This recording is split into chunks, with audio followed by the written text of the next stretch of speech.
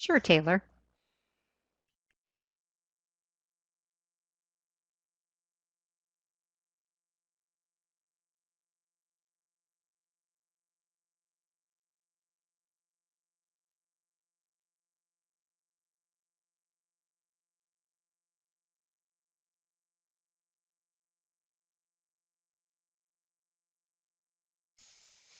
Good afternoon, everyone. I am Taylor Post, Swiftland's Office Manager. I would like to welcome you all to today's webinar, Patience is a Virtue in Today's World, and today's presenter, Linda Bruno. Linda Bruno has been developing and conducting training workshops for libraries and other organizations for more than 15 years. She offers workshops on topics ranging from leadership skills to returning balance and lots of areas in between. Linda received her MBA from the University of Florida and has years of experience in hands-on management positions. She develops her workshops based on solid research and, more importantly, real-life application. Linda is also certified with DDI and Achieve Global. Please welcome Linda Bruno and enjoy her webinar this afternoon. Linda? Thanks so much, Taylor. Welcome, everybody, to today's session. I love this topic. I love most of the topics I talk about, but there are certain ones that I need more in my own life than other ones, and this happens to be one of them. So I want to throw out to you what you think might be something that affects you being able to be patient in your own life. No right or wrong answers, just what causes you to have a lack of patience.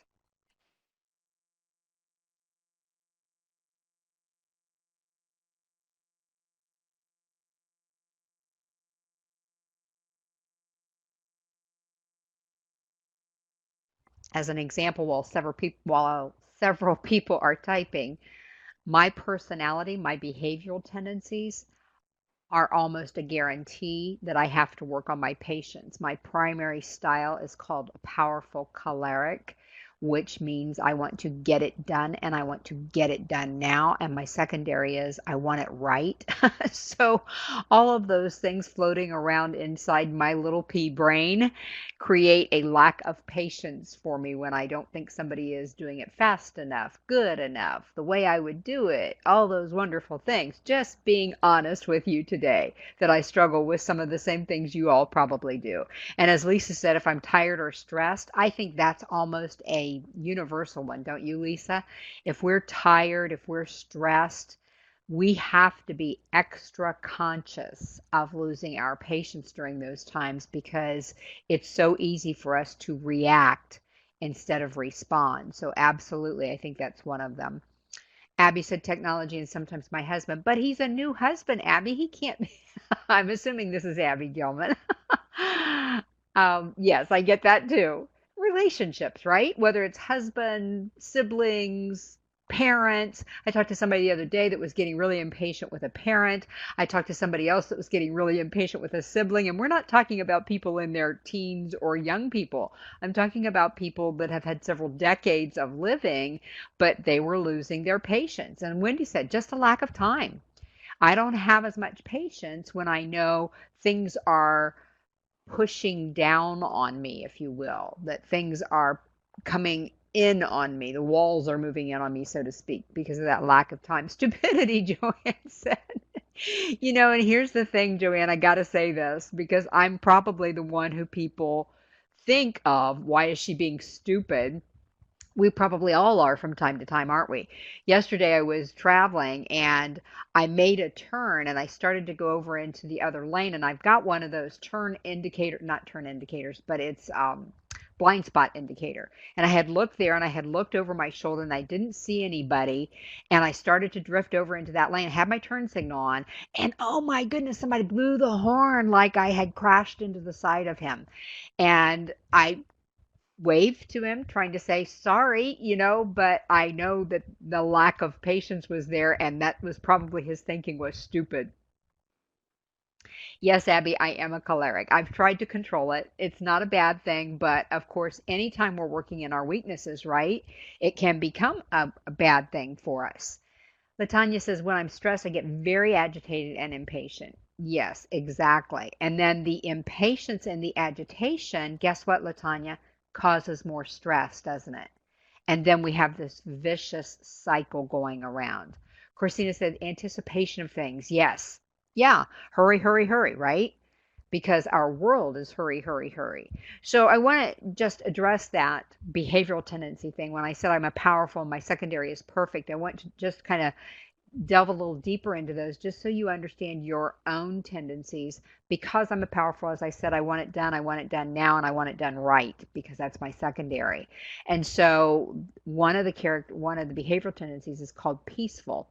And those people tend to have a lot more patience than some of us. So the powerful just wants to get things done.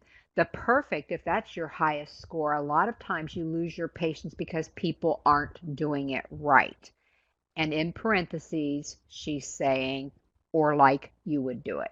Because we always think that that's the right way to do it. And if somebody's not doing it that way, it's easy to lose our patience. I have worked with people in the past, just even being self-employed with clients and so forth, that have a very fixed mindset about the way things should be done. And if it's not my way of doing things, they get impatient with that. And I'm sure I probably get impatient with them because they're not doing things the way I would like it. So the powerful and perfect struggle with that. The popular can get impatient because they think we're getting too, quote, business oriented or too detail oriented or too goal oriented.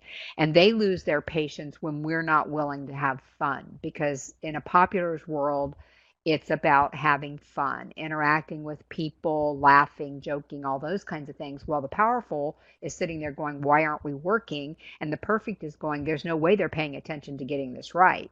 So do you see how that then just exacerbates the whole situation, because now we're on each other's nerves when that's happening. And as I said, the fourth style, peaceful, they're the ones that are better at it. Not to say that they're always perfect at it, but they do tend, you can tell by their descriptor, peaceful, they do tend to have patience more than the rest of us. So I wanted you to think about that right off the bat this afternoon, because it's one of those things that can make a huge difference in how we move through the world.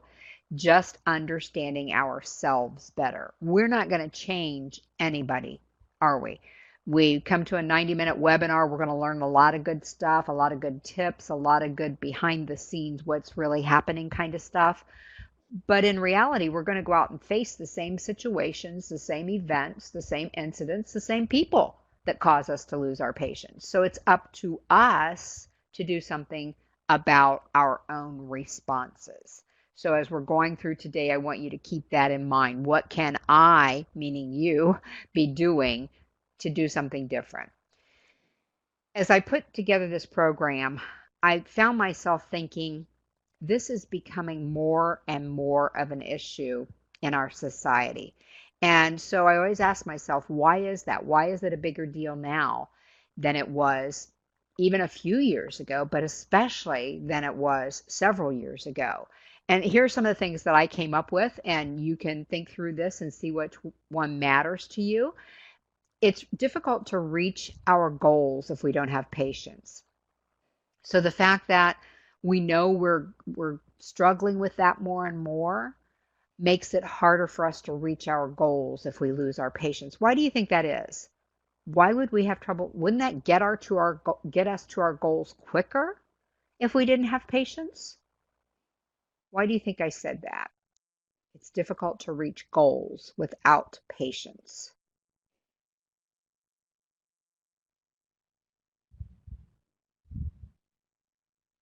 Lack of focus. Absolutely, Lisa. Jeff said closed mind.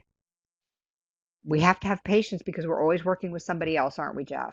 Abby, because we might give up too soon.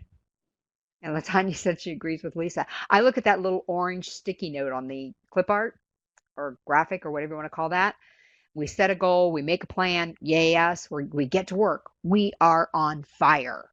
And then the next step is we have to stick to it. And if we don't have patience and we fall off of that step that you see there on that piece of art, we struggle to reach our goal because we have to claw our way back up to setting it, making the plan, and getting to work, and then moving forward to reach our goals. So it's really important for us to do that.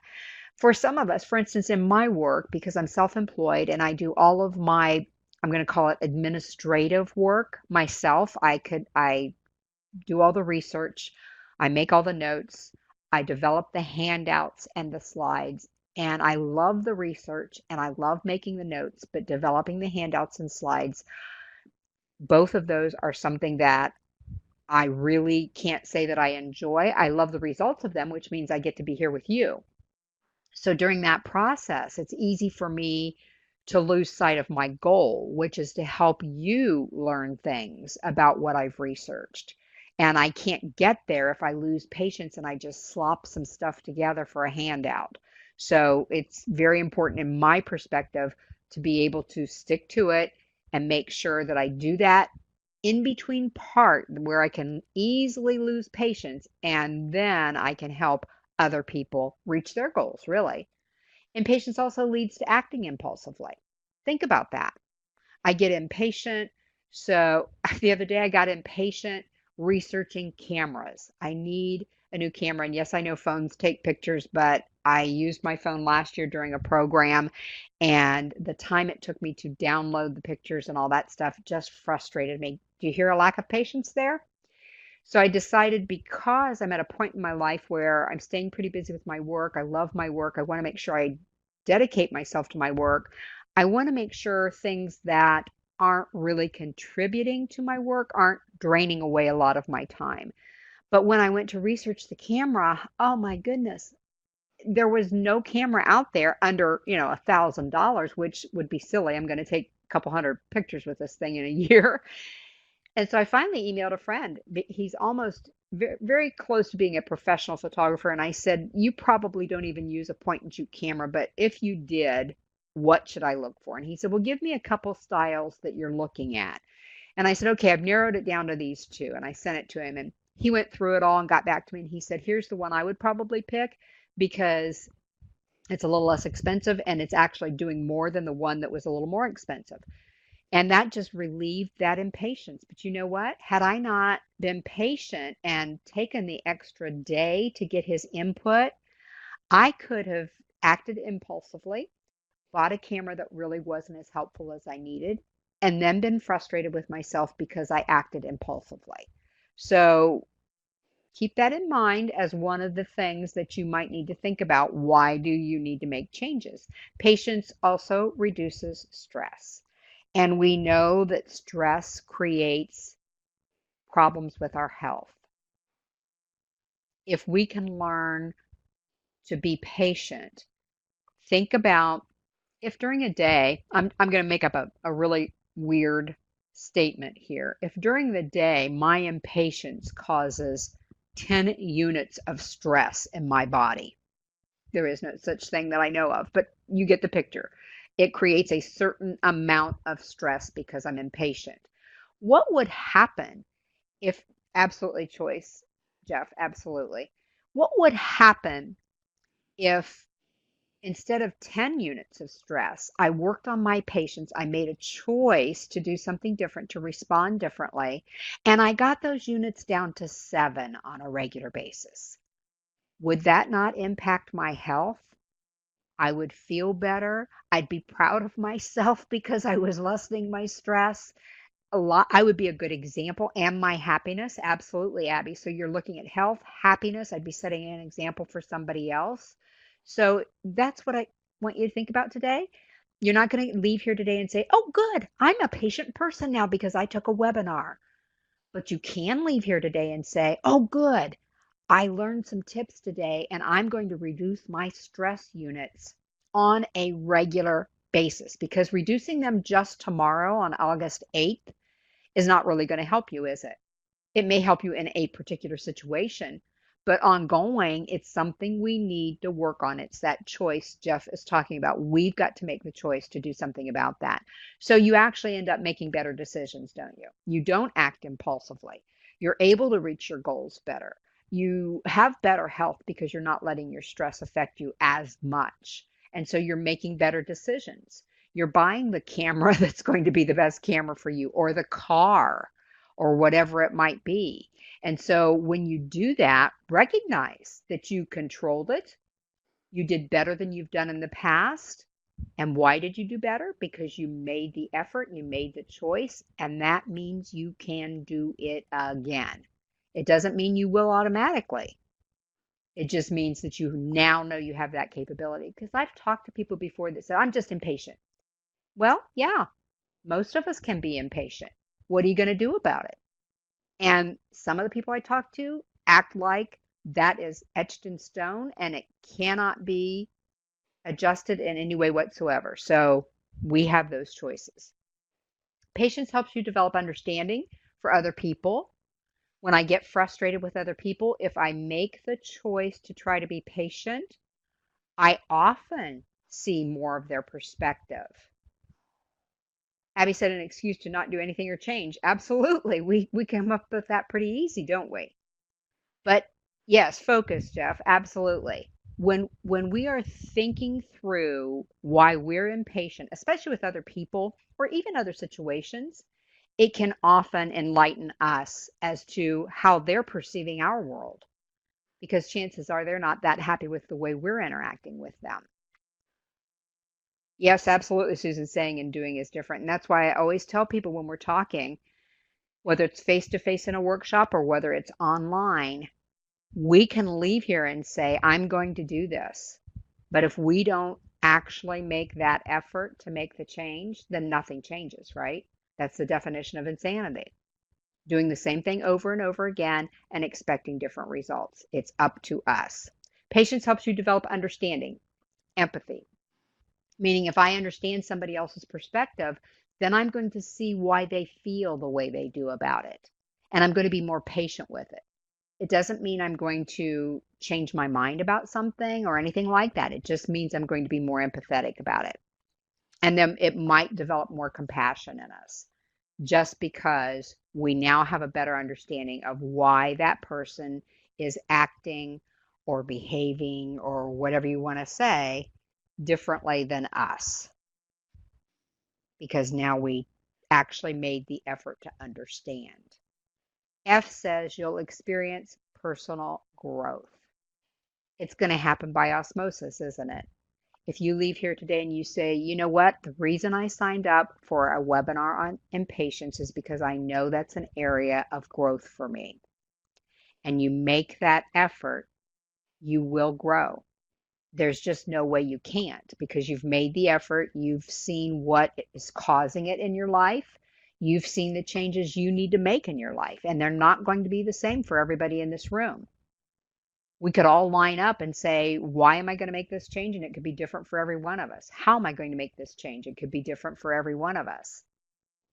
That's why there is no cut and dried, you have to do this. You will have patience if you do X, Y, and Z. It's more like if you try to do X, Y, and Z, you might improve, but you might have to go A, B, C. G says patience lessens the chance of damaged relationships. Why do you think I said that? And why do you think it's important? Would you type your answer in the chat box?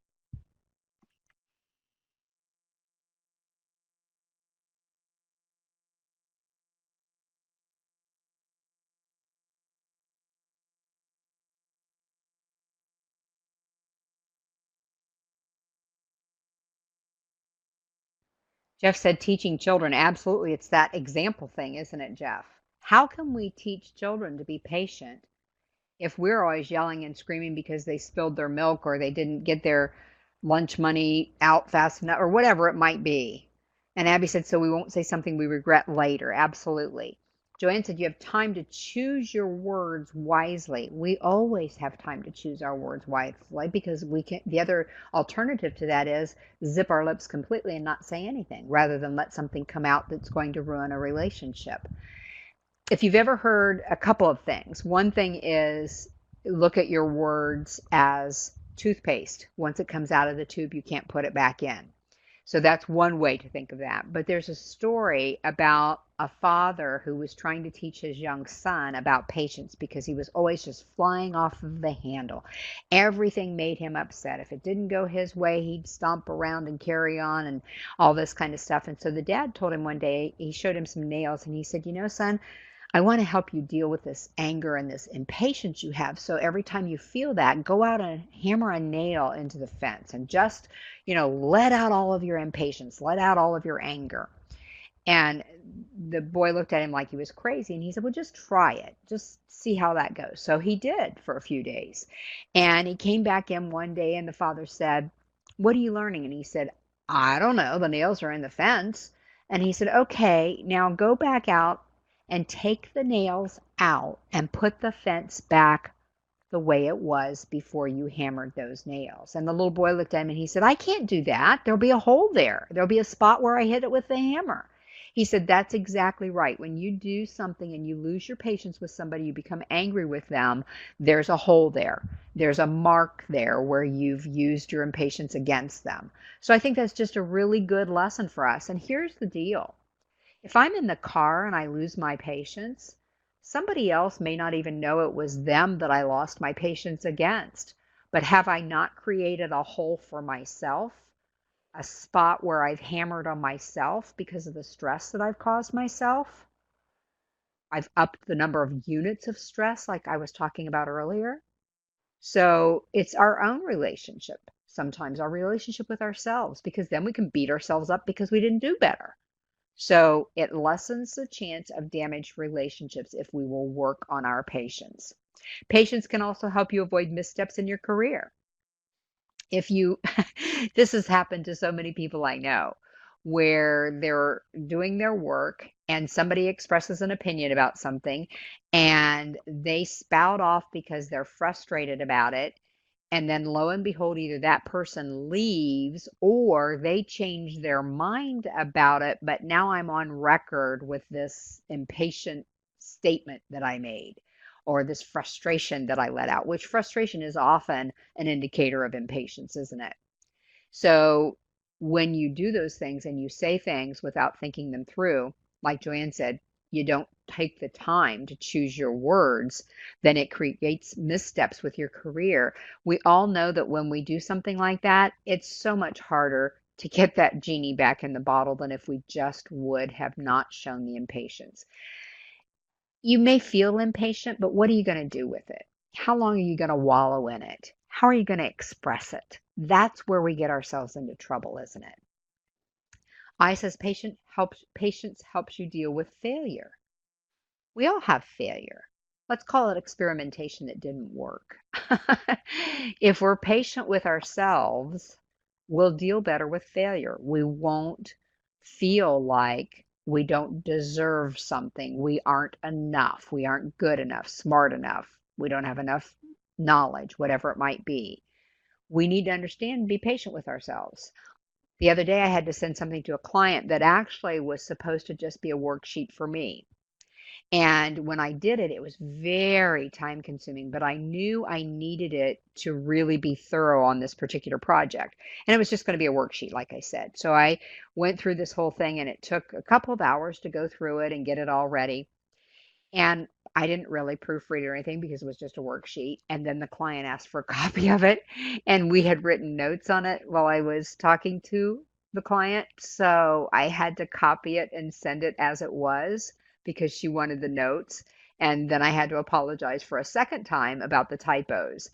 I didn't have the patience to spell check, double check, because some of the things that were on there weren't really spelling errors, they just weren't right. Had I had the extra patience to say, okay, it already took 2 hours, I'm going to take an extra 10 minutes to go back through it and make sure it's accurate, then I wouldn't have lost patience with Linda Bruno, excuse me, because I'm the one that made those mistakes. Do you see how that happens? So if I have patience, it's going to help me deal with failure. If there'd only been one mistake, because it was a very lengthy document, I wouldn't have felt quite so bad. But there were a couple. I don't think there were more than two. And that's just not like me. I tend to have that disease of catching every mistake there is, even when other people wouldn't even think it was a mistake. And so when that happened, I felt like I had failed because I didn't have the patience to go through it to make sure everything was accurate. Number two says, know your own tendencies. We've talked about that a little bit. We've talked about what our behavioral tendencies are. Well, let's go back for just a second before we talk about number two. Out of those ones we just listed, there are 9 there, A through I, of why does patience matter? Which one would you consider the most important for you that will be important enough that you will actually try to make a change when you leave here today? A through I. We talked about it's difficult to reach goals. Impatience leads to acting impulsively. It reduces stress. There you go. I see that, Robin. Helps you make better decisions. Helps you develop understanding and empathy and compassion. Experiencing growth in the others that you see on the screen right now. So look at the differences and see, was the stress issue as well for Joanne? Joanne without the E, and Joanne with the E, it was goals. So look at the differences. And that's another thing we need to understand about ourselves and be patient with ourselves. We are not all in the same boat, are we? We are from the standpoint that we need to be careful about our level of patience and impatience. But why? Because if the pain of changing is not less than the pain of staying the same, you'll stay the same. Teresa said relationships. Abby said acting impulsively, saying something without thought. And Jeff said lower blood pressure. Bingo. We need to be aware of why it's important. Otherwise, we will leave and say, that was nice, and I think that's important, but it's not that important. That's what our brains say to us, isn't it? It's that catch 22 where we know it could help us, but I'm real comfortable where I'm at right now. It's just who I am. It's how I was made. It's all those excuses we make not to really work on areas like this. So you need to know what's important enough to you, because you will not make a change if it's not important enough to you. As we said, know your own tendencies. When do you get the most impatient? On your handouts on page 1, this is in the middle of the page, jot yourself a little note. When do you get the most impatient? Some of you said earlier that when you're hungry, tired, all those kinds of things. Know that about yourself. When those situations are happening, try to avoid, if you're hungry, there's an acronym called HALT, and it's really usually about decision making, but it's used in so many areas. If you're hungry, angry, lonely, or tired, there's going to be an issue, isn't there? Abby said when someone's rude.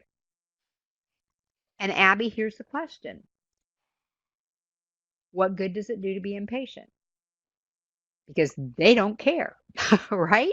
If they're rude, I think sometimes some of those people actually enjoy that you got upset, right?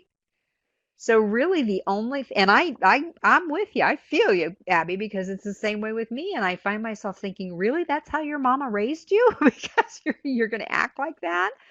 But know that about yourself, because Abby, here's what I want you to think the next time somebody's rude to you. I want you to think something along the lines of, boy, I wouldn't want to live inside their heads.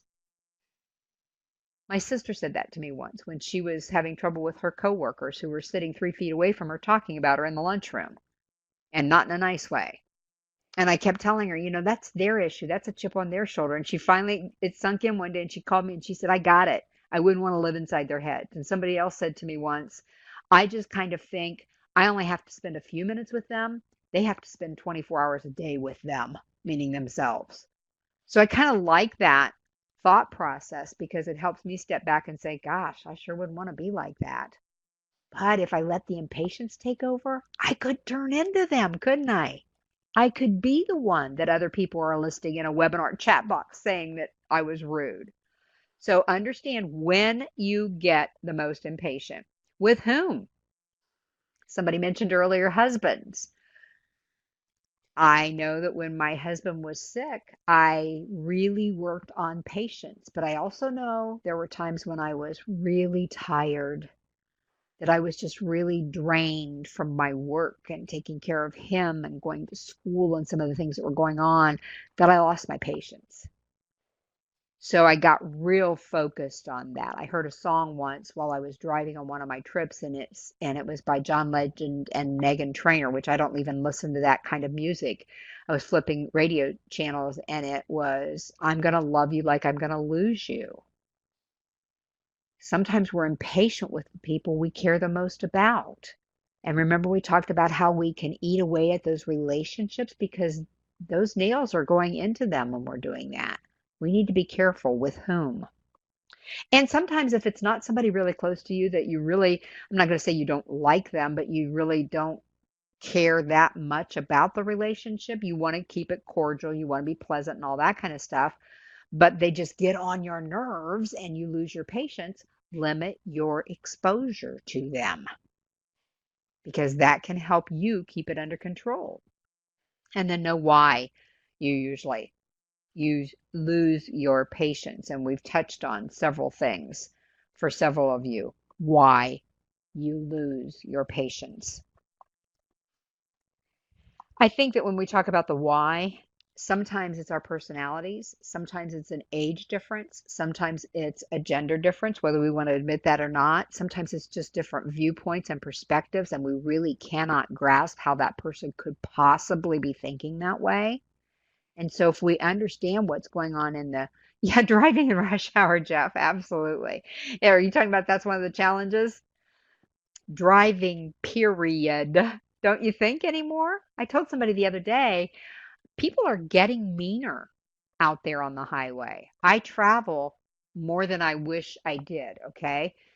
And still not more than a lot of people do because a lot of my work is in my home office. But when I'm doing face-to-face workshops, I'm out on the road, and oftentimes it's a 3, 4, 5 hour drive or more.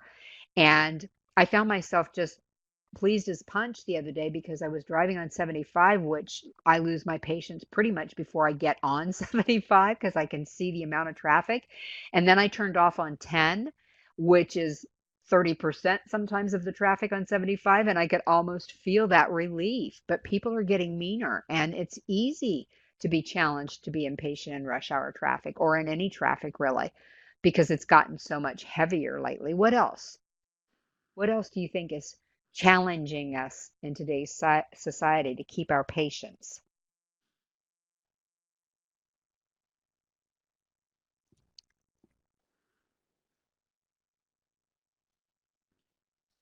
Anybody get impatient with technology besides Linda Bruno? And you know what's funny?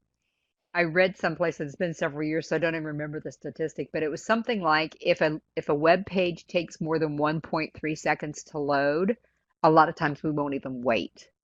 We're that impatient now. I was reading an article probably a year ago. People want the answer now, absolutely, or sooner. Yesterday, why didn't you know I wanted that answer, Lisa? So you had it ready when I came, right? You should have known.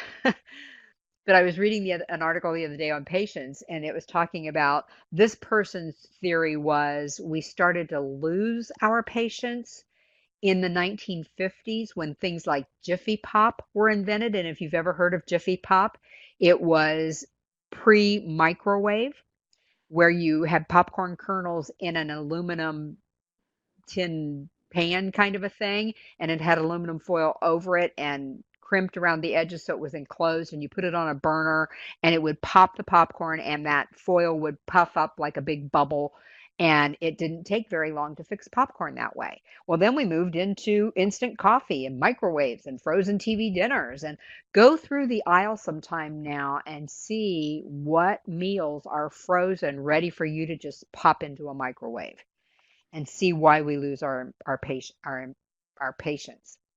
But things like digital cameras, years ago, some of you might be old enough. It was so good, Joanne. Yes, people with their phones on loudspeaker. Yes, absolutely.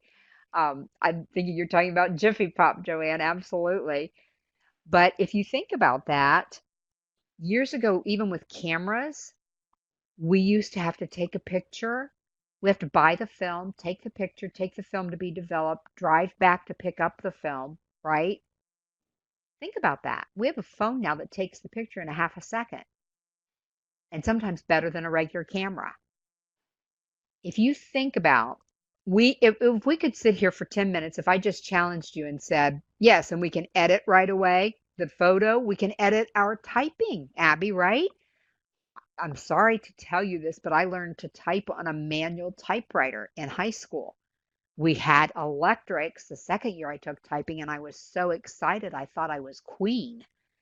And then when we got computers where we could actually just backspace to correct things, I thought this is the cat's meow. And then on the other side of that, technology has created some of our impatience. So if you would sit for 10 minutes, we're not going to do this, obviously, but I bet we could come up with dozens of little things that have changed in our lives that have made us have higher expectations, which then leads to more impatience. I bet we could come up with dozens. Give yourself some grace and understand that you're exposed to all of that just like everybody else, but now you've become more aware of it. So here are the things. Alexa and Siri provide an immediate answer. Absolutely, Lisa. I don't have Alexa or Siri because I've been hearing these reports about how they eavesdrop, and I'm just one of those private people. I don't want to do that. So, but you're absolutely right. Texting. I've had people call me because I didn't answer their text in 10 minutes. That's okay, I guess. But I'm thinking if you really need to talk to me, just pick up the phone to begin with. But people text now and they expect an instant answer, don't they? And if you don't get the answer at all, then you really get frustrated. And it used to be email. I can remember years ago when email first started, and somebody said to me, I sent an email and it's been a half an hour and they haven't gotten back to me. And I said, let me just draw a different picture for you. That was that person expecting your email? Well, no. I said, okay, so they're busy doing their work. You send them an email. If they don't happen to check their email right at the appropriate time to get back to you, you might not get an answer until tomorrow. And they looked at me like, that can't be right. But it is. Jeff said babies are born now that can use technology that other generations took years to learn. Absolutely. And some of us are still learning it. Somebody told me the other day, somebody in an older generation, a baby boomer, said, I found this thing on my computer that I didn't know you could do. It's been on there since I think 2016 or been in a software program, and I'd never heard anybody talk about it. I was able to convert a PDF to a Word document just using my computer. I didn't have to download anybody else's software. It was actually in my computer already, in the word processing software, Microsoft Word. And this person said, you know what I found out the other day? The people that I thought know all the stuff about the computers, they just Google it a lot of times. And for some reason, that still doesn't occur to some of us. Tia said communication is a challenge, and when people are impatient and waiting for an answer or response, it makes miscommunication and misunderstandings more common. Absolutely, Tia. And part of that is right in the middle of what you said. They're impatient, which tends to make us defensive a lot of times. When we're defensive, the level of impatience goes up for everybody, and that's when miscommunication and misunderstandings happen because nobody's listening anymore at that point. We're both trying to say what we want to say. And so it becomes very common to have misunderstandings and miscommunications. Instant messaging. That's why it's called instant messaging. We don't have any patience to wait anymore. Think about going on to a chat with an organization where you're supposed to chat to ask a question. You sign on to the chat and you're fourth in queue and you think, are you kidding me? You need to hire more customer service people. Really? Because you're fourth in the queue and it might take 67 seconds for them to get to you, where if you had to wait on the phone, it might take 6 minutes or whatever, which is still not that long. Abby said email and texting is the worst communication because people interpret it incorrectly. Absolutely. Which creates defensiveness. And then I get impatient with you because you weren't paying attention to what I said and that's not what I meant. And oh my goodness, no wonder all this stuff happens. The media can make us impatient. We just need to know some of the things that are happening in our society that can either create the impatience or exacerbate it, don't we? So now we need to know, you all know I asked you, when do you get impatient? Who makes you impatient? Why do you become impatient? So how do you know you're becoming impatient? I've listed some things there for you. If it's one of those or two or three or whatever, put a little check mark. Is there anything else that I didn't put on the list? I came up with a couple when I was reviewing my notes that you can tell by you personally that you're becoming impatient. Eye rolling, me too, Jeff. And you know what? Sometimes I'm not even physically, yep, Teresa too. I'm not even physically rolling my eyes, but you can hear it because it's in my tone of voice, right? My tone of voice will show you that I've lost impatient or I've lost my patience when I'm really not physically actually rolling my eyes, but you can hear me doing that. Abby said, when I want to hear them, I've lost patience. I'm done. Robin said, I get short tempered. That's how I know I'm losing my patience. Harumphing. You know, what's wrong? Nothing. Okie dokie then. And as I said, tone of voice for me is a really big one. I, a few years ago, decided that instead of calling customer service when I was having an issue with a product, I would actually do the chats that I talked about. Then I got impatient because a few months into me experimenting with that, I had somebody that didn't even take the time to read the chat. And I had put down two very precise sentences about what I was dealing with. And this person didn't bother to read that, saw a word or two, and answered me with something that didn't even apply. And I said, losing my patience, I said, please reread what I typed. Now, I only typed that into that chat. Pretty sure they knew I lost my patience. Okay, so we've talked about how we recognize it, why it matters, all those kinds of things. Let's look at some ways to improve your level of patience. And what I want you to do as we're going through this is to just circle any that you think you can take hold of when you leave today and actually use so that if I talked to you 30 days from now and I said, so Deb, how did those tips go for you that you decided to use for patients? If you look at me and roll your eyes, I'm going to know you didn't try any of them. If you look at me and kind of ponder that a little bit, I'm going to know maybe it wasn't as effective as you had hoped. But whatever it would be, unfortunately, I don't get to do that with you. I would love it if I could. You have to take responsibility, don't you? As Jeff said earlier, it has to be your choice to take one of these tips, and there are plenty of them here that can help you. One thing is to remember when you've been patient in the past, because we do get into that mindset of it's just not me. I can't be patient. I need to get things done. Da da da da da. We decide it's impossible for us to be patient. No, I want you to step back. Was it patience with a young child? Was it patience with an elderly parent? Or was it patience with another customer at the grocery store? Whatever it might have been, remind yourself of that.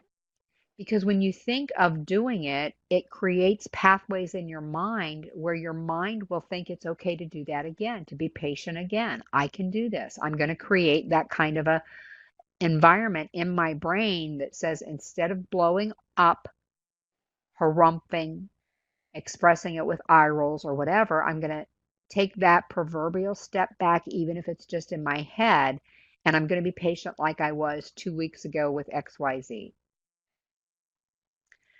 B says, have realistic expectations of yourself and others. Circle the word and there, whether or not this is one you decide to use. I don't always have realistic expectations of myself because I do have that powerful, perfect thing going on, and it can be quite a struggle for me. I want to do everything absolutely perfect. I want to be the best, and if I'm not, I don't have a lot of patience with myself. So I don't have realistic expectations of myself sometimes. And then I sometimes expect other people to have those same kinds of obligation, if you will, of how to interact with me. So have realistic expectations. When you're feeling impatient, take a moment to relax top to bottom. As a matter of fact, right now, I want you to take about 2 seconds is all. And I want you to relax your shoulders, relax your hands, close your eyes and take a deep breath. That should have relaxed you a bit. I'm not a yogi. I don't know that much about yoga or meditation or anything like that, but this has been around forever. That if we take deep breaths and we relax ourselves from top to bottom or bottom to top, sometimes people will say start with your toes and physically relax yourself all the way to the top of your head, you will find that that will help your level of impatience. So maybe that's the one that will help you. Recognize that setbacks are temporary, and impatience often makes them worse because sometimes that's when I get impatient. I was plugging right along. I thought sure I'd have this finished today. Now it's 7 o'clock at night. It's not finished. You know what? It can be finished by 9 o'clock in the morning. I just need to let that go, don't I? Instead of getting impatient, hurrying through something. And guess what happens oftentimes when we hurry through something? Because we had a setback, we make a mistake. Then we get to do it again. And you know the old saying, if you didn't have time to do it right the first time, you don't have time to do it over. So setbacks are temporary. Don't lose your patience. We've talked about this. Jeff reiterated it in the chat box. Choose your reaction. As simple as it sounds, it is. But we have the authority to do that. We have the ability to do that. My husband said to me once, how do I keep those negative thoughts from coming into my head when we were talking about negativity? And I said, you don't. The thoughts are going to come.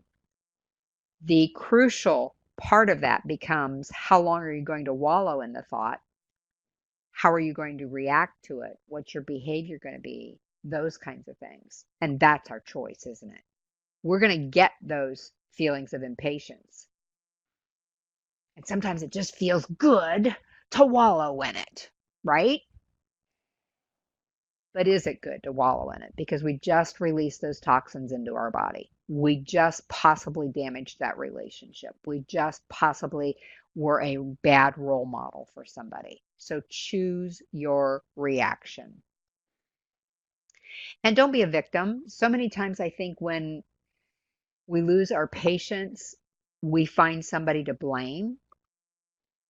But if you really step back and think about this, you can't say, he made me mad and I lost my patience, or he took too long and I lost my patience.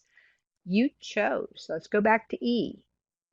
Don't be a victim of that. Don't let whatever happened externally, it's called an external locus of control, determine whether or not you're going to lose your patience. You have an internal locus of control. You can say, I feel my patience running thin. What do I need to do in the moment to step back and say, you know what, I've got this. I can do this. I'm capable of this. Linda Bruno told me I could. So I can do this because we all can. Be a problem solver. It's easier to focus on solving a problem than focus on your frustration and getting impatient, isn't it? Years ago, I was on vacation. My husband, we were on Myrtle Beach. We arrived in Myrtle Beach just as they were having one of the torrential downpours similar to what we have here in Florida. And we were real close to the condo we had rented, and we were driving through flooded streets. And what we didn't realize is one of the streets had a dip in it because there was water across the road. You couldn't see the dip. We drove through the dip and it flooded the engine and the car died. So my husband got the car over to the side of the road. We called AAA. I reached into the back seat and said, are you hungry? I'm going to get a snack. And he said, I can't believe you're going to eat at a time like this. And I said, my patience came to the fore, and I said, you know what? We've got to wait here till AAA comes. What's the point of getting upset and losing patience? If it takes them 5 minutes or it takes them 35 minutes, we can't go anywhere until our car gets started. So to me, I was solving the problem. We had done what we could to take care of the car. Let's pass the time in what I considered a productive way, which was have a snack because I'm hungry and I don't know how soon it's going to be until we get to the condo and get something to eat. Pat said, so hard to not feel like a victim and not react when you are dealing with discrimination. I get that, Pat. I do. Being of an age, being of a gender, which we all are of an age and a gender, we all have situations where we can be discriminated against, don't we? I remember when I was in school, I was discriminated against because my dad was an alcoholic. So there are any number of things that we could list that could create that feeling. I had a neighbor, I wrote a story about my dad a couple of years ago for Chicken Soup. for the soul. And it was called The Power of Forgiveness, is what the book was called. And I wrote the story and they published it. And my neighbor wanted to read it, so I let her read it. And so one day I was over there and she leaned over and she said, "It's just so sad you didn't have a better childhood." And I said, "I came out okay." And she said, "I know, but the alcoholism and you didn't have a good relationship with your dad." And I just looked her straight in the eye and I said, "I'm not a victim.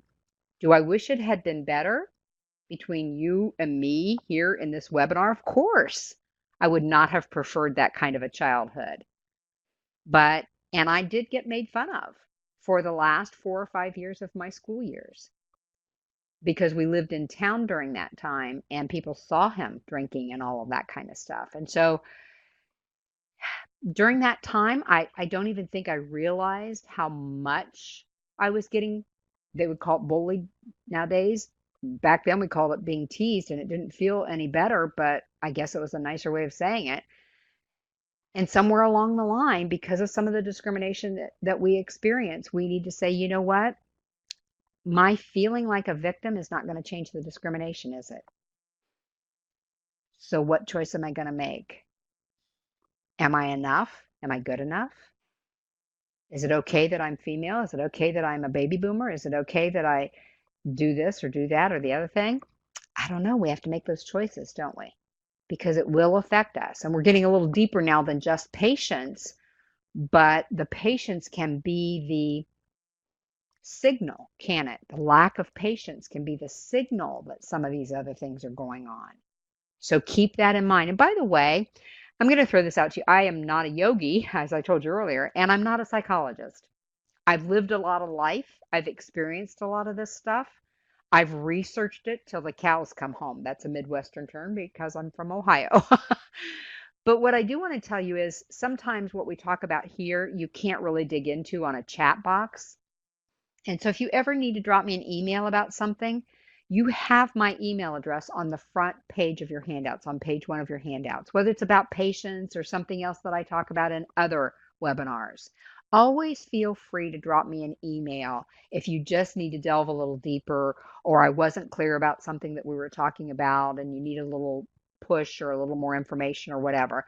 Please feel free to do that. I'll be happy to help. Like I said, I'm not a psychologist.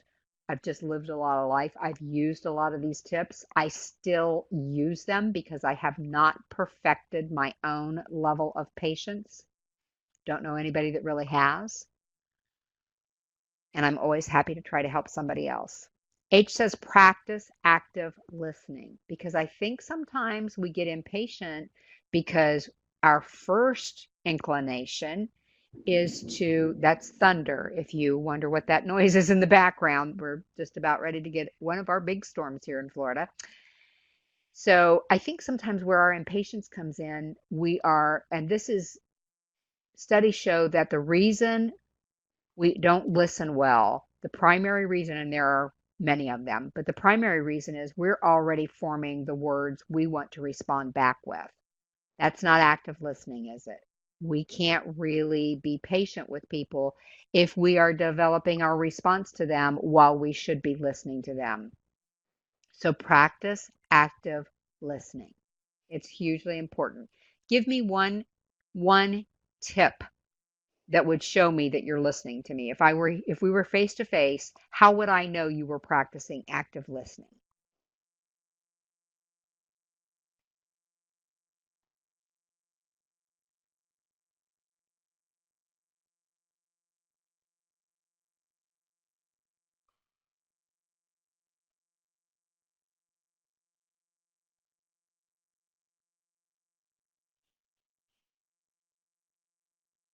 Absolutely, Joanne. Repeat what you said. Teresa said the same thing. Repeat something you heard. Summarize what you just said, Lisa said. I'm more relaxed. If I'm really listening, I'm not on edge trying to respond to you, am I, Jeff? I'm relaxed and I'm kind of going with the flow of whatever it is you're saying. Pat said to ask clarifying questions. I can't ask you clarifying questions if I haven't been paying attention at all, can I, Pat? Abby said if I could repeat back what you just said. Absolutely, all of the above. I'll tell you something. Eye contact, that too. If you just took H, practice active listening, forget patience and impatience, I promise you your interactions would be more effective. Even if you didn't develop more patience, if we practiced active listening, our interactions would be more effective. Joanne said facial expressions of agreements or non-agreements. Yeah, I can't agree with you if I don't even know what you just said. Another one is to develop empathy. We talked about that earlier. It's why it's important to have patience, because you may gain more understanding, you may be more compassionate, you'll develop empathy. Again, because of my behavioral tendency of a powerful, we're very goal oriented. We're more task oriented than people oriented. Therefore, the empathy gene got shorted in Linda Bruno. She has worked on developing it over the last several years, and it's farther along than it was many years ago. But it's something that does not necessarily come natural to me. So I have to develop that, don't I? I have to make the choice to develop that. Sometimes I'm better at it than others. And when I am, I try to, in that moment, notice what I did differently that enabled me to be more empathetic than I typically would be. Thank you, Abby. That's so kind of you to say I've done a great job of developing my empathy. I work on it. Here's a big one, folks. Don't carry bitterness, resentment, or grudges. There's no way you can overcome what is a relatively simple issue of impatience if you're carrying bitterness and resentment and grudges, can you? Because that's heavier, that's deeper, that's more hurtful. And we have to be able to let those go, because you know what they circle back to? That victim mentality, don't they? If I'm bitter against somebody, or I resent somebody, or I'm holding a grudge, chances are I feel a victim about something. And it's going to be really hard for me to be patient in the moment because I have those feelings within me. Kay says, think before you speak. Somebody said that earlier. You can decide what you're going to say now. You, in the moment, you decide, am I going to blurt this out because it's going to feel good if I say this? If I yell at somebody because I'm impatient because they cut me off on the highway. Yeah, there might be that half a second where it feels good, but you know what? If you end up with road rage, or they end up with road rage, or whatever, it's not going to be productive, is it? And it's going to keep you stirred up sometimes. What would happen if, instead of getting all upset about the person that cut you off, you said, gosh, I hope they're okay. And I bet I was in their blind spot, like happens so often when people are driving. If you just made that different choice of your own wording inside your head, it makes a difference how you react, doesn't it? You have that split second to say, I can get mad and be impatient with that person, or I can say, gosh, I bet they didn't see me. I'm going to choose to be patient. And depending on how you're already feeling before that happens, like we talked about earlier, will decide how easy it is for you to make that switch in your thought process. Take deep breaths. We talked about that earlier. It really is helpful. I did this the other day, and it was amazing, the tension release that I could feel. And I could feel, if I had asked myself how patient I was before I did that and how patient I did after that, I was after I did that, there would have been a difference because I had released the tension. Practice patience for a whole day. If you don't practice it, you never will get more patient. And if you do it for a whole day, then do it a second day. You have to create new habits, don't you? You have to create those new pathways we talked about. If your brain only has one way to go, it's going to go down the pathway of impatience. Teresa said making a show of deep breathing in front of someone else is not good. No, it's not, but you don't have to really make a show of it, do you? Because I can breathe in deeply and breathe out. And if I can't, and it would be too obvious, I can at least do that when this interaction is over so that I don't show the next person impatience. See, it's not 100% either way, is it? It's not a one and done kind of a thing. It's okay, in that situation, I couldn't really calm myself down, but I took a minute after that to take a deep breath so that I would have patience with the next person that walked up, because the next person that walks up could be just as irritating as the last person. And if you never take that chance to stop it in its tracks, then you're going to continue to be impatient with people. You're going to take it home. You're going to take it out on your coworkers. Intentionally slow down sometimes. Get in the lane that has the most people in it at Publix. Get in the right side lane on the highway. This is one area I've been practicing on. When I have those long trips, it's just so hard for me not to want to be home in my own bed. And so I've been practicing moving over to the right lane, still going the speed limit, but just letting all those other people speed right by me. Oh my goodness, I had people passing me. They had to be doing 85 or 90 miles an hour yesterday when I was traveling. And I think, you know what? I'm not in that big of a hurry because if there's going to be an accident and it was raining like it is now, I don't need to be in the middle of that. So intentionally slow down sometimes, even if it's how you eat your lunch or something that you're working on and you're frantically trying to get it done. Maybe you just need to slow down. Isn't that a sign of patience if you're able to control yourself to the point where you can slow down? Practice delaying gratification. I have a confession. I have a bag of Brookside dark chocolate covered blueberries in my freezer. Now, somebody said, yeah, but it's blueberries and it's dark chocolate. Oh, let's face it, it's not dark enough chocolate to be healthy. And the blueberries that they say, it's actually just blueberry flavoring, probably just kind of chocolate covered sugar, really. And I told myself yesterday, I'm not going to open that. If I open the bag, I'm done. Let me just tell you, I don't have the patience to leave it in there. If I don't open the bag for a week, I bet you I'll lose weight. So I'm practicing O as we speak. Jeff says Haagen-Dazs ice cream. Mine used to be Graters, Jeff, and they had it at Publix for a while. I will tell you, if you ever get a chance to eat raspberry chocolate chip Graters ice cream, the chocolate chips are the size of half a golf ball sometimes, and it's really good chocolate. And they quit carrying. They quit carrying. I know, Abby. I'm sorry. I shouldn't be talking about ice cream and chocolate, should I? But that's what we're talking about in O. If you can learn to practice delaying gratification with ice cream or chocolates or whatever it might be, then that will teach you patience, won't it? Because I need to have patience and reward myself if I get through a week without opening that bag or if I don't open up the ice cream. And slimmer, exactly, Jeff, that's exactly right. And you know what? Healthier, just plain healthier. I know that. We all know that. And we all know that about impatience too, don't we? Will just be better. And you know what? If we practice patience for some of us, we'll be what Jeff said, slimmer. Because I don't know about you, I'm a stress eater. When I get impatient, I start eating. And I eat things like walnuts and almonds. And somebody said, yeah, but that's healthy for you. You know what? They'll still make me not slim because there's a lot of calories in them. So, as silly as that sounds, don't forget how much of your life is affected by your lack of patience. P says, plan ahead. Know what's going to bother you.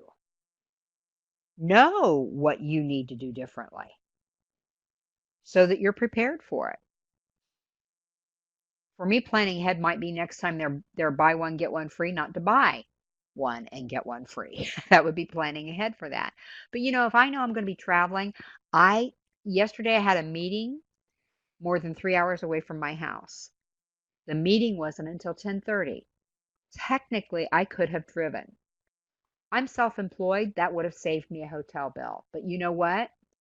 I knew my patience would be on edge from the minute I pulled out of my driveway if I tried to leave yesterday morning to get there on time because the storm's coming through. About 30% of the time, I get hung up on the highway for an accident or lane closings for something or whatever. I need to plan ahead, don't I? Because that way I don't have to face that impatience thing. Had all the patience in the world going up there night before last because I knew I just needed to get to the hotel. So plan ahead. Don't put yourself in situations where you will be the victim of your poor planning and your patience will run thin. You will blame everybody else for your lack of patience.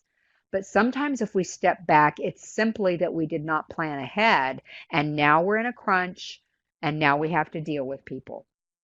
So plan ahead. Q says make a habit of doing something constructive while you're waiting. Have a snack.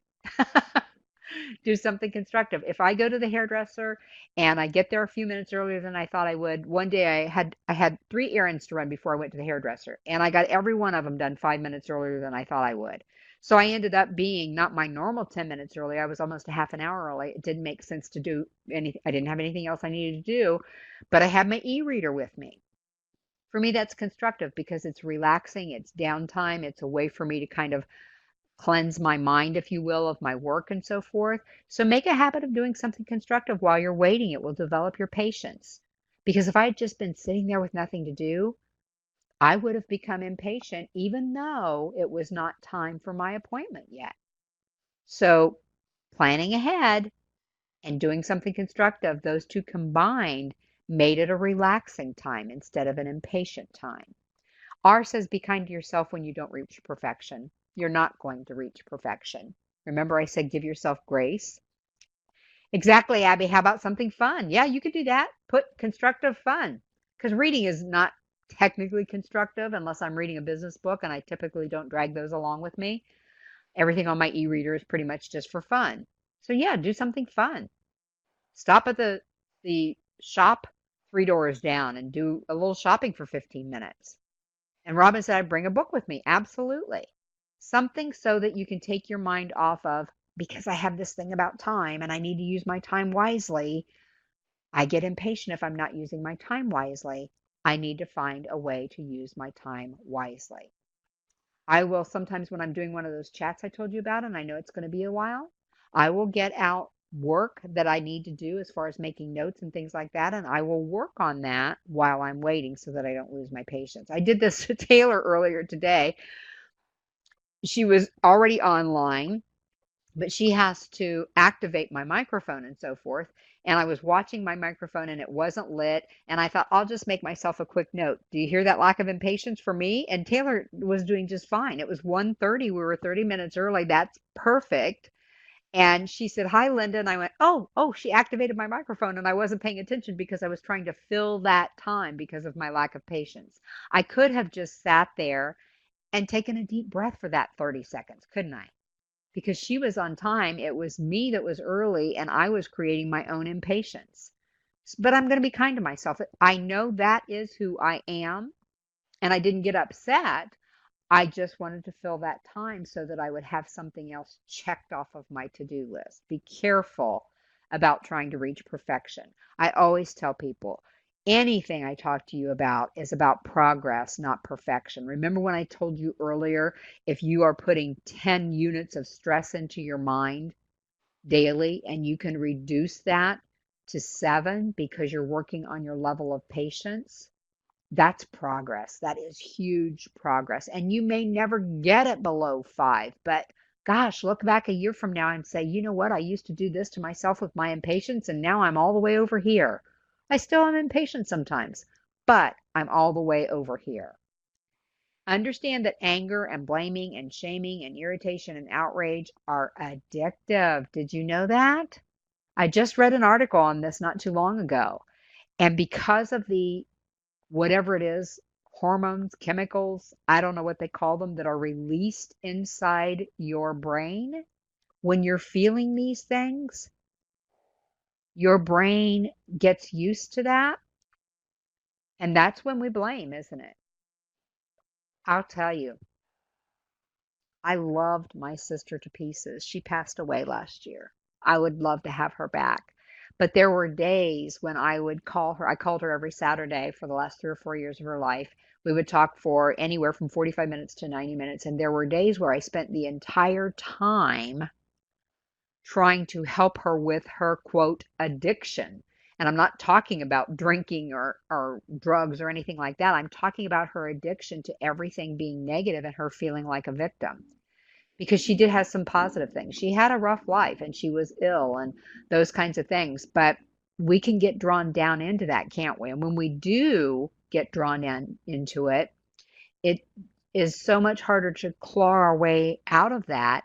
And our patience becomes even stretched thinner because of all of the other feelings that are swirling around the issue of patience inside our head. Do you think she was patient with people if she went to the grocery store and somebody parked in a spot she wanted? No, because she was always upset. So it's addictive, and it's proven that it's addictive. It compounds, does it not? If I lose my patience and something happens like we talked about earlier, the consequences of losing my patience, then I just compounded the issue. Now I have less patience than I even started with, and I wasn't doing really well to begin with. So now I've compounded the problem and it's contagious, is it not? When you lose patience with a child, an elderly person, a coworker, your supervisor, don't they lose patience back sometimes? It's contagious because their defensiveness comes up and they lose patience with you because you're not listening or they're not getting through to you or whatever it is. There was a little funny thing going around. It's been probably a couple years ago, and it was a little boy and his mom, whose name was Linda, which might be why I remember it, wouldn't let him have a cupcake or something. And he stood, they had a video of him, and he stood with his hands on his hips and he said, "Now listen, Linda, Linda, listen to me." And it reminds me of this because she was getting impatient with him asking. He was getting impatient with her not listening to him that he wanted that cupcake. And it was funny to the rest of us. Pretty sure it wasn't funny in the moment when that was happening because it was contagious. Watch your self talk. What are you saying inside your head? You see that little piece of art up there that says, make sure your worst enemy is not living between your own two ears?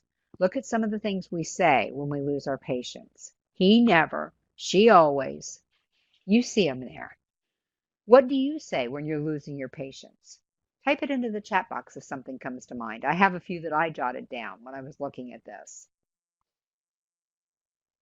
What do you say inside your head? You may not say it out loud, but this is another one of those tip-offs to you that you may need to step back and get your patience under control.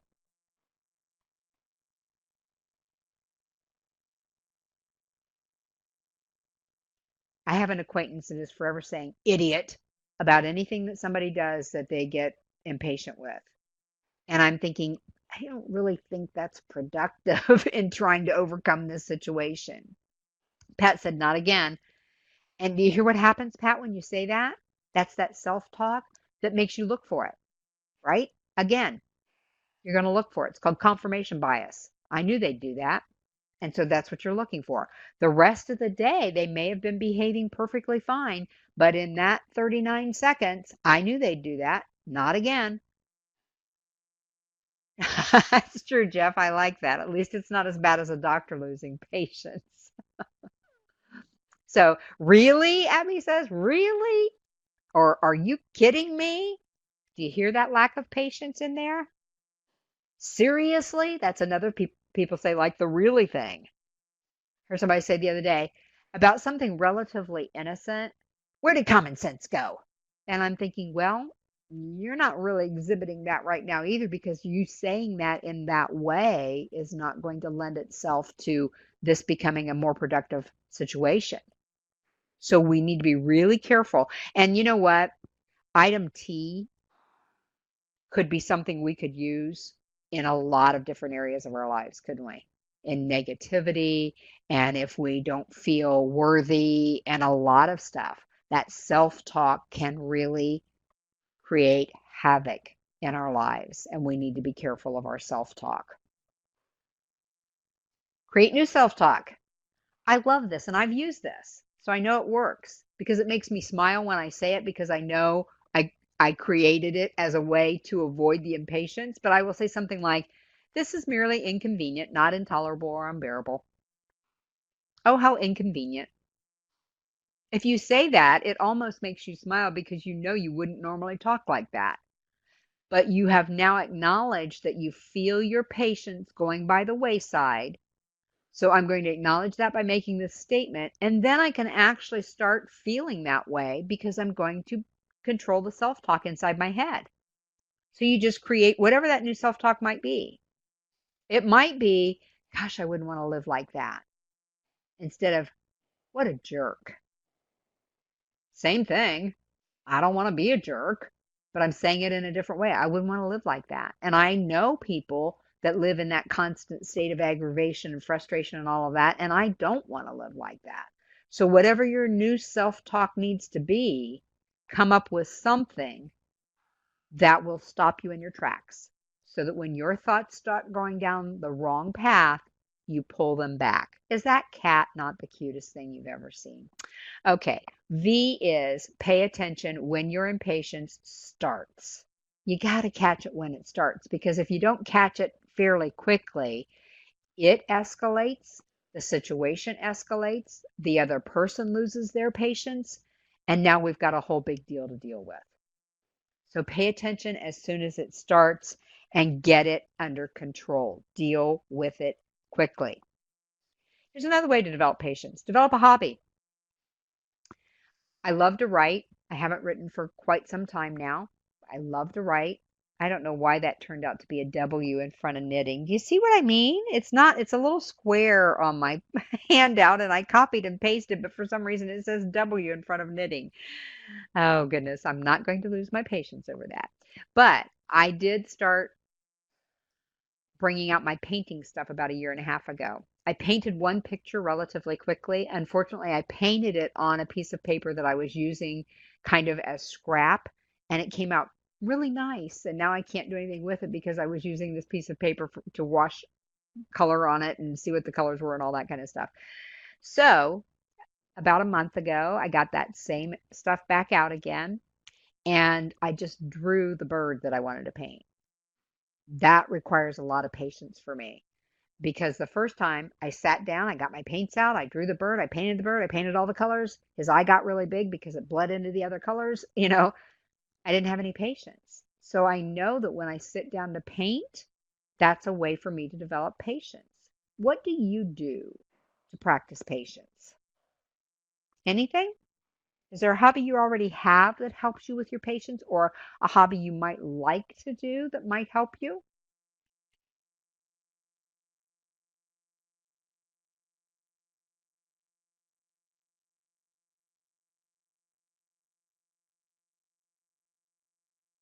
Robin said cross stitch. Is it counted cross stitch, Robin? Is there a difference?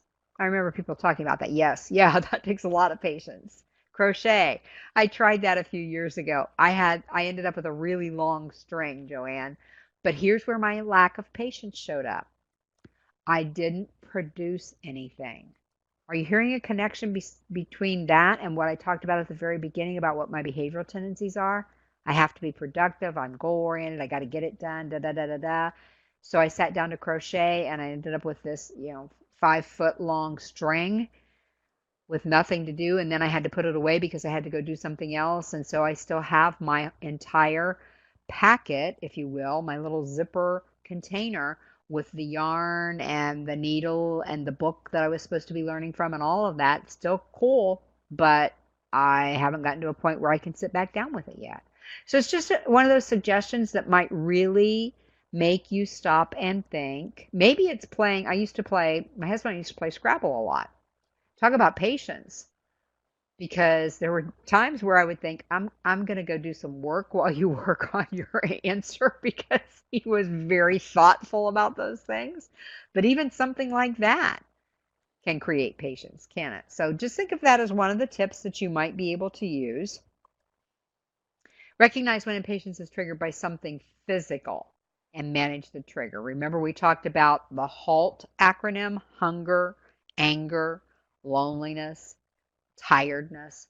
I told somebody I think they should add an S to that, halts, because sadness can do that. So HALTS, but the ones that are listed when you research this are hunger, pain, fatigue. If you have a throbbing headache, I don't know very many people that can keep their patience level up to the point where we can really interact with people effectively. But did you know dehydration can cause that? Because by the time you feel thirsty, your body has already started to dehydrate. And when you start to dehydrate, the systems aren't working right. And so it's very easy for your brain not to be fully engaged with the idea of patience. And of course, if we're really tired, really hard to be patient with people when we're fatigued. And I know you all get fatigued in your libraries with the same questions over and over again, or the same stressors when there's a hurricane coming, or any number of things.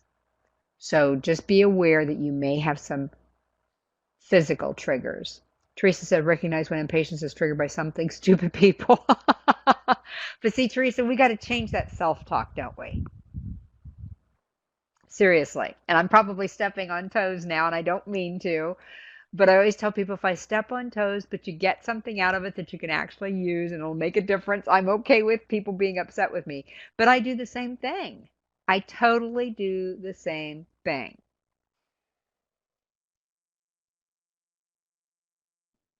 But when I do that inside my head, it doesn't alleviate my impatience, it adds to it. And I again look for things to confirm that, to add to my frustration. And so I work with these things as much as I'm telling you all to work with them because I'm human too. And I go through some of the same things you do. Jeff said a 4 p.m. caffeine law. Absolutely. And I know that if I have caffeine at 4 o'clock, I'm not going to rest as well. So do I remember we talked about instant gratification? Am I going to go for the caffeine? So I typically will have decaf because it's more the ritual for me that brings about the patience. I had an instance the other day where I was doing my quiet time in the morning, which is extremely critical to me because I'm an introvert, and I have critters, 2 cats and a dog. And one cat will get on my lap and curl up and go sound asleep because she feels safe there and she's afraid of her sister. They're not really sisters. The dog goes in his bed and goes to sleep. The other cat will jump up on the chair and you'll think, oh, she loves me and she wants to be petted. And then she starts jumping back and forth because she just really wants to distract you and not keep you focused.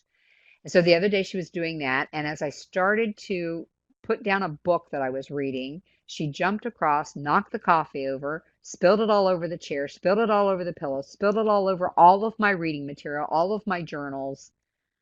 And I'm telling you right now, folks, my reaction could have been so much worse. I did pick her up. First of all, I was afraid she was going to hurt herself because it's hot coffee, but I picked her up and I put her out on the sun porch and I closed the door because I thought, okay, I'm not going to have any patience if she does this again. So I had to spend 10 minutes cleaning everything up and then I sat back down. So the next day, to alleviate the possibility that I would lose my patience with her, I went ahead and put her on the sun porch with the door closed. I brushed her because that's her favorite thing in the whole world. I brushed her before I left the sun porch and closed the door again. So do you hear me trying to practice that? I'm not saying I get it right every time. She still gets on my nerves sometimes, but I'm practicing the patience that it requires to be a good cat mom. So that's what I'm saying here. There are other things that trigger it. There might be other situations that trigger it. The interruption of my quiet time is what triggered my lack of patience. Again, I was probably 75% better than I would have been 5 years ago. But still, I know that I lost my patience and I didn't want to scream and yell at her and make her feel bad. So I just put her on the sun porch and everything was good. Recognize when the situation or circumstances are beyond your control. There you go, Teresa. That's a good one, isn't it?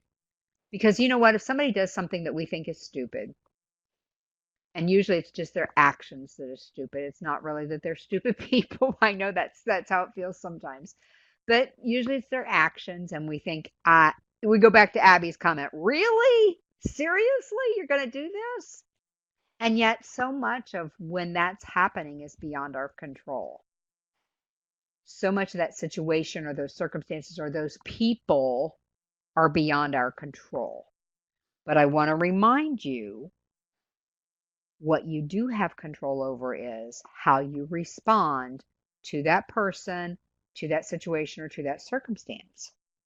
You have control. It doesn't always feel like you have control because those thoughts come into your mind, those emotions hit you like a ton of bricks.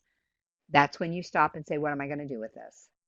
Am I going to be patient or am I going to lose control? Because it's not going to make the situation better. Z, impatience does not change anything except your attitude. It doesn't change them for next time, does it? If I'm patient with that person whose behavior I think is stupid, or their words are stupid, or whatever it might be, then My impatience is not going to make them do something less irritating to me next time if that's the way I feel about what they're saying or doing. But if I develop patience, it can change my attitude toward them. Look at that statement in front of you. Patience is something you admire in the driver behind you and scorn in the one ahead.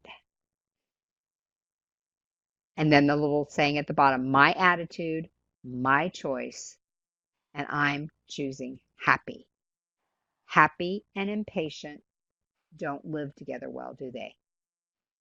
Which one are you going to choose? That becomes the big question. So at the bottom of page 3, I want you to jot down. We touched on this earlier, but what triggers your impatience? Now that we've talked about it, we've really dug deeply into it. You need to be specific about what triggers your impatience. Don't put down names, but maybe, a certain situation where a certain person would be involved, write down the situation just so you know. That's when I need to be really on guard so that I don't lose my patience. Teresa said, I've heard that saying I choose automatically changes your brain function. I totally believe that. I absolutely totally believe that. With everything I've researched and all the things that I've talked about, I absolutely believe because you're telling your brain something different, aren't you? Remember I said those pathways? When you fall victim to feeling a certain way, your brain feels like that's what we're supposed to do every time, right? That's what you're telling me to do every time, right? No, I choose the other pathway. It's not going to feel natural every time, let me just tell you. It's going to have to be almost a forced choice, but I will tell you it gets easier, and I will also tell you it makes the current situation better most of the time. Now, if you act like you're being patient and somebody thinks you're being condescending, that's not going to work, is it? It's going to just compound the whole situation like we talked about earlier. So I love that, Teresa. Saying I choose changes your brain function. It absolutely does. So you need to know what triggers your impatience. Write it down on page 3. But here's the question. What can you do differently to overcome your impatience? And it should say, what will you do differently? There are a lot of things. We just looked at least 26 of them, probably more like 40 compared to everything we talked about throughout the program. But what are you going to do differently to overcome your impatience? Would you type that into the chat box? Put a commitment right in the chat box. Here's one thing I took out of today's session that's going to move my stress units of impatience from 10 to at least 9. And then once I get to 9 and I'm hanging on to that pretty good, I'm going to try to figure out a way to get it to 8. Robin's going to take deep breaths. Jeff's going to listen more, talk less. Joanne's going to listen as well, actively listen. I don't see anything in there that takes a lot of effort. I don't see anything in there that costs a lot of money. I don't see anything in there that takes a lot of time. It's just a choice, isn't it? Isn't it cool? Do you not find it as cool as I do that you have that choice? That there isn't somebody out there like a little puppet on a string controlling whether or not you have to be impatient today? You have that choice. How cool is that? And the last thing says, why should you bother? Only you know. Did you just come today for 90 minutes so that you could have 90 minutes away from the desk? I hope not. I hope you came today because you want something from this to make a difference for you. Christina said, don't let disappointment stop plans. Stay the course. Yeah, because the disappointments are going to come, aren't they? Every once in a while, we have that gravy thing where things come pretty easily and we think, wow, life should all be like this, but it isn't. And we will have disappointments. Lisa said sometimes saying nothing has a greater impact. Absolutely. As long as you do it in a way that is controlled and kind and empathetic, not in a pouting way, not in a withdrawing way, because people will sense that. Tia said, recognize we have a hand in how we respond to people and how people respond to us. We can combat impolite behavior with patience. Always. Now, that doesn't mean that other person's going to be polite the next time, does it? It just means that in this situation, we took the high road. we decided to respond with patience. And Jeff said better relationships, guaranteed. If we really make the effort to work on this, if for nothing, no other reason, then our relationship inside our own heads will be stronger because we will know we have control over some of these things. And that's what Teresa said. If you're actually impatient with yourself, imagine, yes, absolutely, many of these things still apply. The self talk is huge, Teresa, if you're impatient with yourself. The self talk is huge. I know we're running out of time. I don't want you all to lose your patience because I ran you late. So I want to thank you for being here today. Make patience your new favorite habit. If you need me, you know how to reach me. I'll try to keep you moving forward on this. Hope to see you again at a future webinar. Thanks, everybody. Thank you, Linda, for an informative webinar this afternoon. Attendees, if you enjoyed this webinar, we ask that you join us on August 14th for Linda Bruno's next webinar, Be a Manager and a Leader, Assertiveness for the Unassertive. As always, we encourage you to keep an eye on the Swiftland CE calendar, the Swiftland Facebook page, or your message from the listserv. Thank you everyone for attending and have a great rest of your day. Thank you, Deb. Thank you, Linda.